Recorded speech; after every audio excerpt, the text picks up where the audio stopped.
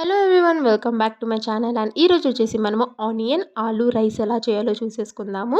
So దానికోసం first వచ్చేసి మనము ఆ, బియ్యం కడిగేసి గ్యాస్ పైన పెట్టేసుకుందాము. అందులోకి కొంచెం ఉప్పు వేసుకుంటున్నాను, అలాగే కొంచెం ఆయిల్ కూడా వేసుకుంటున్నాను. అలా వేసుకొని దీన్ని ఉడికిస్తే ఏంటంటే రైస్ అనేది కొంచెం పొడి పొడిలాడుతూ వస్తుంది కాబట్టి. సో కావాల్సిన పదార్థాలు చూసేసుకుందామా. సన్నగా కట్ చేసుకున్న ఆలు, అలాగే సన్నగా కట్ చేసుకున్న ఆనియన్స్, వెల్లుల్లిపాయలు, కరివేపాకు, పచ్చిమిర్చి. ఆనియన్స్ని పొడుగ్గా కట్ చేసుకోవాలి అండ్ కొంచెం ఎక్కువ తీసుకోండి ఆనియన్స్. సో కళాయి పెట్టేసుకొని అందులోకి మనము ఆయిల్ వేసేసుకుందాము. ఆయిల్ వేసుకున్న తర్వాత దాంట్లోకి అయితే మనము కొంచెం జీలకర్ర వేసుకుందాము. జీలకర్ర వేసుకున్న తర్వాత అది కొంచెం వేగిన తర్వాత దాంట్లోకి అయితే మనము సన్నగా కట్ చేసుకున్న వెల్లుల్లిపాయలని వేసేసుకుందాము. వెల్లుల్లిపాయలు వేసుకున్న తర్వాత వెల్లుల్లిపాయని మనము బాగా గోల్డెన్ బ్రౌన్ కలర్ వచ్చేదాకా అయితే వేగనివ్వాలి. వెల్లుల్లిపాయలు బాగా వేగిన తర్వాత దీంట్లోకి అయితే మనము ఆనియన్స్ అనేది వేస్తాము.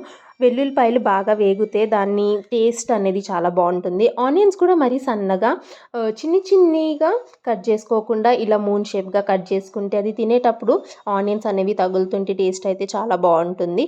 సో ఆనియన్స్ని ఇలా కట్ చేసుకొని వేసుకున్న తర్వాత దీన్ని మనము మూత పెట్టేసి ఒక 1 మినిట్ దాకా లో ఫ్లేమ్లోకి ఆనియన్ అయితే మగ్గనిద్దాం. అలా మగ్గిన తర్వాత దీంట్లోకి సన్నగా కట్ చేసుకున్న పచ్చిమిర్చి, అలాగే కరివేపాకు కూడా వేసేసుకొని మనం ఒక 2 నిమిషాల పాటుగా వీటిని మగ్గనివ్వాలి. సో ఆనియన్స్ అనేవి మరీ బాగా మగ్గాల్సిన అవసరం లేదు.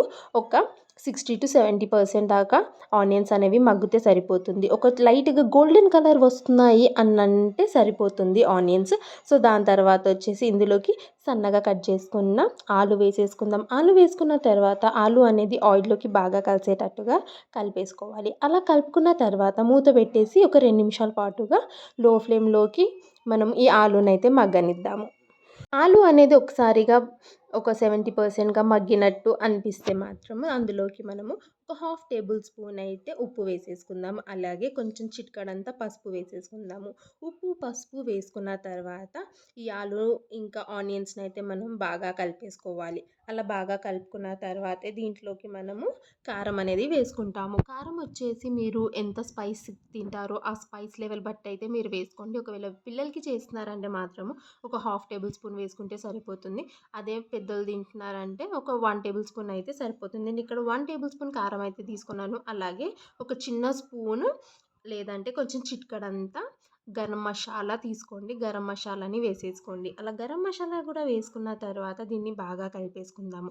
ఇలా బాగా కలిపేసుకున్న తర్వాత మూత పెట్టేసి మనం దీన్ని ఒక 3 మినిట్స్ పాటుగా లో ఫ్లేమ్లోకి అయితే ఆలు ప్రాపర్గా మగ్గేటట్టుగా మగ్గనిచ్చుకోవాలి. ఇలా ప్రాపర్గా ఆలు మగ్గిన తర్వాత దీంట్లోకి మనం ఏ రైస్ అయితే ఉడికిచ్చామో ఆ రైస్ని ఇందులోకి వేసేసుకొని కలిపేసుకోవడమే.